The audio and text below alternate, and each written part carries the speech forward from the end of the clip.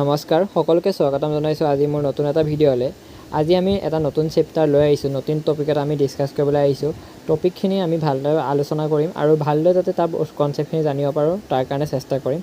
টপিকটোৰ নাম হ'ল আজি প্ৰফিট এণ্ড লছ। যিহেতু আমি কুৱেশ্যনটো যিহেতু আগতে লিখি থৈছিলোঁ তেন্তে তেওঁলোকে অলপ গম পাইছে। প্ৰফিট এণ্ড লছ জনাৰ আগতে আমি কিছুমান টাৰ্মৰ বিষয়ে জানি ল'ব লাগিব। চ' আমি যিহেতু প্ৰফিট এণ্ড লছৰ ক্ষেত্ৰত আমাৰ ইউজ হয় CP মানেনো কি? CP মানে হ'ল কষ্ট প্ৰাইচ, মানে অসমীয়াত কোৱা হয় তাক কিনা দাম।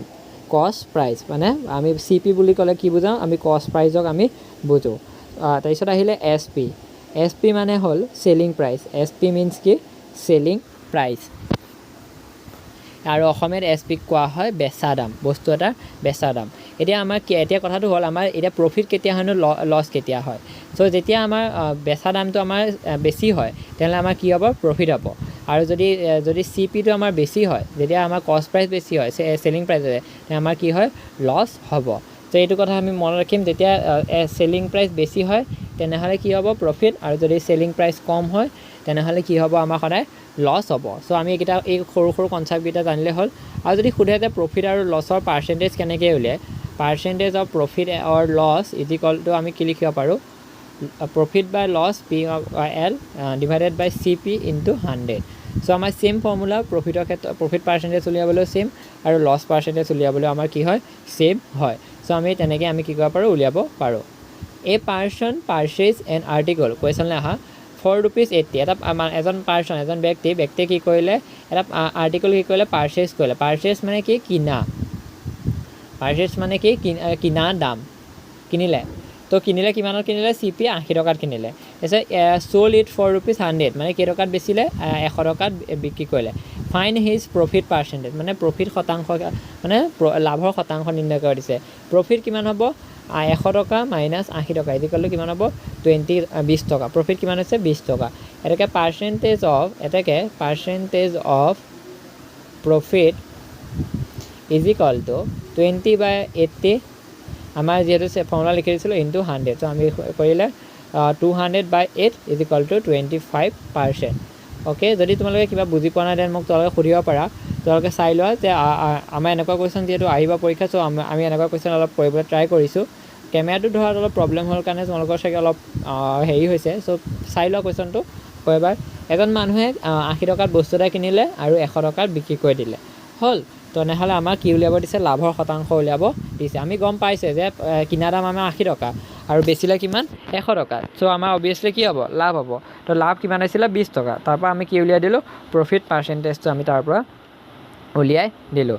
আৰু যদি তোমালোকে কিবা বুজিছোঁ যদি নোপোৱা দেন ডাউট থাকে দেন মোক তোমালোকে কমেণ্টৰ জৰিয়তে বা মোৰ ইমেইলৰ জৰিয়তে মোক তোমালোকে যিকোনো কুৱেশ্যন এনচাৰ সুধিব পাৰা। আৰু এইকেইটা থিয়ৰিম ইম্পৰ্টেণ্ট হয়, মই সেইকাৰণে ভেৰি ইম্পৰ্টেণ্ট বুলি লিখি দিছোঁ। চ' তোমালোকে মোক সুধিবা। নেক্সট আমাৰ কুৱেশ্যনলৈ আগবাঢ়োঁ। নেক্সট কুৱেশ্যনটো চোৱা। আমাৰ নেক্সট কুৱেশ্যনটো আমাৰ আহি গ'ল যিহেতু। So' a person get 5% loss by selling an article. কিমান পাৰ্চেণ্ট লছ হৈছে? লছটো 5%। বস্তু এটা বেচোঁতে কিমান পাৰ্চেণ্ট লছ হ'ল? 5%। Selling of an article for rupees কিমান? 1045, মানে কেইটকাত বিক্ৰী কৰিলে? 1045 টকাত বিক্ৰী কৰিলে। মানে চেলিং প্ৰাইচ কিমান? 1045। SP কিমান? 1045। হ'ল। তাৰপিছত at which price should be article be sold to earn 5%। আৰু কেইটকাত বিক্ৰী কৰিলে? আমাক সুধিছে যে কেইটকাত বিক্ৰী কৰিলে at should price article at what price should be article be sold to earn 5%। মানে 5% লাভ হ'বলৈ হ'লে আৰ্টিকলটো আমি কিমান টকাত বিক্ৰী কৰিব লাগিব? এতিয়া আমাৰ কষ্ট প্ৰাইচটো আমি কিমান হ'ব? 1045, মানে 1045 টকাত কি কৰিছে আমাৰ কিনা দাম। তেনেহ'লে আমাৰ প্ৰফিট পাৰ্চেণ্টেজ কিমান লৈছে? 5%। তো আমাৰ এই কুৱেশ্যনটোত আমাৰ কি হৈ যাব? উল্টা হৈ যাব। এনেকৈ চেলিং প্ৰাইচ ইজিকল আমাৰ উল্টা হৈ যাব। তো আমাৰ ইয়াত প্ৰথমতে কি আহিব? CP ডিভাইডেড বাই 100 মাইনাছ 5 95 ইনটু 100 প্লাছ 5। আমাৰ যিহেতু ইয়াত কি হ'ব? চেলিং প্ৰাইচ উলিয়াব দিছে, আমাৰ কি হৈ যাব? ইয়াত উল্টাটো হ'ব। আৰু উল্টা হ'লে আমাৰ কি হ'ব? আমাৰ এই সূত্ৰটো আমি কৰি দিলে, আমি কেলকুলেশ্যন কৰিলে আমাৰ ওলাব। মই যিহেতু অলপ হেৰিতে কৰি লৈছোঁ কেলকুলেশ্যনটো, কেলকুলাৰতে কৰিছোঁ। চ' আমাৰ কেলকুলেশ্যনটো হ'ব 1045 ইনটু 105 ডিভাইডেড বাই 95 আমাৰ কৰিলে আমাৰ হৈ যাব 1155 চ' আমাৰ এনচাৰটো কিমান হ'ব 1155 অ'কে আমাৰ আমি কি বুজি পালোঁ যে আমি কিমান টকাত বিক্ৰী কৰিব লাগিব 1155 টকাত আমি বিক্ৰী কৰিব লাগিব তেতিয়াহে আমাৰ কিমান পাৰ্চেণ্ট লাভ হ'ব 5% আমাৰ লাভ হ'ব এই কুৱেশ্যনটো আকৌ এবাৰ মই বুজাই দিছোঁ চাই লোৱা যদি বুজিছোঁ নোপোৱা দেন মোক তোমালোকে কমেণ্টৰ জৰিয়তে সুধিব পাৰিবা এজন পাৰ্চনৰ লছ কিমান হৈছিলে 5% লছ হৈছিলে কিয় লছ হৈছিলে কাৰণ আৰ্টিকলটোত কিমানত বেচিছিলে 1045 টকাত 1045 টকাত বিক্ৰী কৰাৰ কাৰণে কিমান টকা লছ হ'ল 5% লছ হ'ল আৰু এতিয়া সুধিছে যে সেই বস্তুটো মানে 1045 টকাত কিনা বস্তুটো মানে 1045 টকা যিটো বস্তু কিনিলে সেই বস্তুটো কিমান টকাত বিক্ৰী কৰিলে 5% লাভ হ'ব সুধিছে আমাৰ প্ৰশ্নটো কি কৰিলে উল্টা কৰি দিলে চ' আমি কুৱেশ্যনটো খেলি মেলি নলগাই আমি বস্তুটো কি কৰি দিব লাগে খালি ৰিভাৰ্চ কৰি দিলে হ'ল আমি যিহেতু পাৰ্চেণ্টেজত আমি কি কৰিছিলোঁ profit divided by CP into 100 কৰিছিলোঁ ইয়াত তাৰ কি হৈ যায় উল্টাটো আমাৰ হৈ যায় বুজি পাইছে চবে চ' এই সূত্ৰটো তোমালোকে মনত ৰাখিবা তো নেক্সট কুৱেশ্যনলৈ আমি আগবাঢ়িছোঁ চ' যদি কিবা ডাউট থাকে মোক সুধিব পাৰা চ' মই তোমালোকক ছল্ভ কৰিবলৈ চেষ্টা কৰিম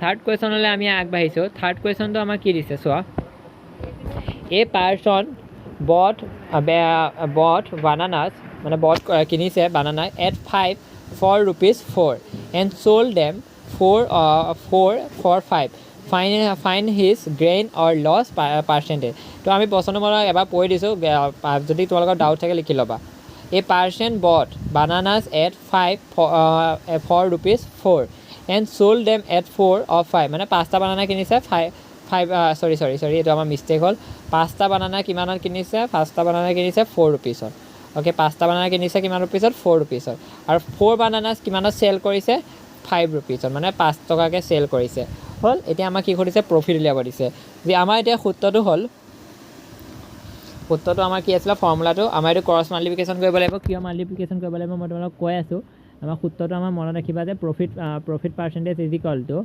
আমাৰ হেৰি কেইটা আছিলে 25 মাইনাছ 25 4 গুণ কিমান 16 ডিভাইডেড বাই 16 আমাৰ কি হয় কষ্ট প্ৰাইচ হয় 16 কেনেকৈ হ'ল মই তোমালোকক কৈ আছোঁ ডিভাইডেড বাই 16 ইনটু 100 তো 9 বাই 16 ইনটু 100 ইজিকেল কিমান হ'ব আমাৰ কৰিলে 56.25% অ'কে এতিয়া চোৱা আমি কুৱেশ্যনটো আমি প্ৰথমতে এবাৰ কৰি ল'লোঁ এতিয়া মই তোমালোকক বুজাই দি আছোঁ কিয় এনেকৈ হ'ল যিহেতু আমাৰ কি কৰিছে আমাৰ প্ৰফিট বা লছৰ পাৰ্চেণ্টেজ উলিয়াব কৰিছে বিক্ৰী কেইটা কৰিছিল 4টা বিক্ৰী কেইটা কৰিছিল 4টা যিহেতু বিক্ৰী কৰিছে 4টা বিক্ৰী কৰিলে আমাৰ খৰচ কিমান হ'ব 4 গুণ 16 টকা কিয় কাৰণ এটা বানানাৰ দাম কিমান টকাকৈ লৈছিলে 4 টকাকৈ তো 4টা যিহেতু বানানা কিনিছিল তো 4টা বানানা কিনোতে কিমান খৰচ হ'ব 16 টকা খৰচ হ'ব হ'ল এইটো আমাৰ কি কষ্ট প্ৰাইচ চ' আমি সেইকাৰণে কষ্ট প্ৰাইচটো আমি কি লিখিলোঁ 16 লিখিলোঁ অ'কে এতিয়া আমি প্ৰফিটটো উলিয়াব লাগিব এতিয়া চোৱা যদি 5টা বানানা বিক্ৰী কৰিলেহেঁতেন তেতিয়া পইচা কিমান পালেহেঁতেন 25 টকা আৰু কিনা দাম কেইটকা আছিলে কিনা দাম আমাৰ আছিলে 16 টকা কিনা দাম আমাৰ কিমান আছিলে 16 টকা তেতিয়া আমাৰ সেই প্ৰফিট কেইটকা হ'লগৈ 9 টকা হ'ল প্ৰফিট আমাৰ কেইটকা হ'ল 9 টকা হ'ল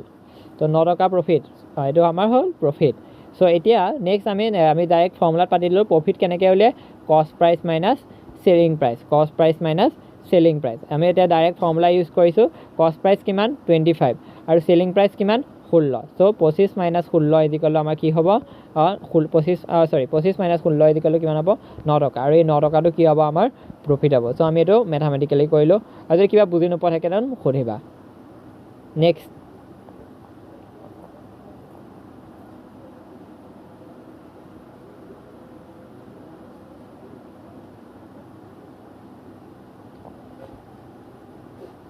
চাৰি নম্বৰ কুৱেশ্যনটো চোৱা a person bought article at 30 rupees for 30 rupees how many 40 rupees much in sell to gain 20%, মানে কিমান পাৰ্চেণ্ট গেইন কৰা কথা কৈছে, 20% গেইনৰ কথা কৈছে। গেইন মানে কি, গেইন কেতিয়া 20% হ'ব, যেতিয়া বস্তু এটাৰ কষ্ট প্ৰাইচ 100 হ'ব আৰু কি হ'ব, চেলিং প্ৰাইচটো আমাৰ কিমান হ'ব, 120 হ'ব, তেতিয়া কি হয়, গেইন কিমান পাৰ্চেণ্ট হ'ব, 20। তো আমি এটা অনুমানিক মান ধৰি লৈছোঁ। তে আৰ্টিকল আমাৰ কি কৈছে, article sold all for one ৰুপিছৰ কাৰণে কি হ'ব আমাৰ, যে আমাৰ সেইটো ৰেচিঅ'টো কিমান আছিলে, 100 ডিভাইডেড বাই 120 ইনটু 30 হ'ব।